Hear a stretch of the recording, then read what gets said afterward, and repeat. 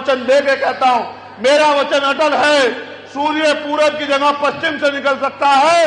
अगर मैं समाज के बीच में खड़ा होकर कोई वचन देता हूं तो मेरी गर्दन तन से तो जुदा हो सकती है, मैं अपने वचन से फिर नहीं सकता।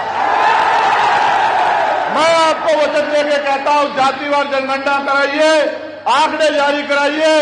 अगर शेड्यूल कास्ट में किसी भी जाति ने किसी और का हक खाया होगा, मैं गारंटी लेता हूं कि सूर समेत उस जाति को उसका अधिकार दिलाने का काम हम लोग करेंगे। ये वचन मैं आपके सामने लेता हूं। हम लोग न्यायप्रिय लोग हैं, हम लोग किसी का हिस्सा खाने वाले लोग नहीं हैं। लेकिन दुश्मन बड़ा चालाक है। जो एकता हमने 10-12 साल चप्पलें घिस घिस के बनाई थी, उस एकता को तोड़ने के लिए उसने एक जमूला फेंक दिया, वर्गीकरण, क्रीमी लेयर।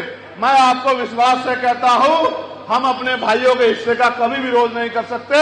अगर मुझसे छोटे को या बड़े को कुछ मिलेगा और अगर मैं मिशनरी हूं तो मेरी ये जिम्मेदारी है कि मैं अपने हिस्से का टुकड़ा भी उसके आगे कर दूंगा, अपने भाई का पेट खाली नहीं रहने दूंगा। मैं आपको विश्वास दिलाऊं, इस एकता के लिए हमने 14 बलिदान दिए, सड़कों पे लाठियां खाई, मुद्दों की लड़ाई लड़ी, भाईचारा बनाया, लेकिन दुश्मन ने बांटने में समय नहीं लगाया। अब मैं और आगे बढ़ता हूं। नीरज भाई ने कहा कि सबसे पहले बीपी मंडल जी के आगे माथा टेकना चाहिए। मैं ये कहता हूं कि माथा टेको या ना टेको, लेकिन बीपी मंडल जी के संघर्ष को मत भूलो।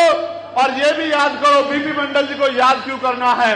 बीपी मंडल जी ने तो रिपोर्ट पेश की थी कि 52% आबादी है, लेकिन धोखा करके सुप्रीम कोर्ट ने आपको 27% आरक्षण दिया।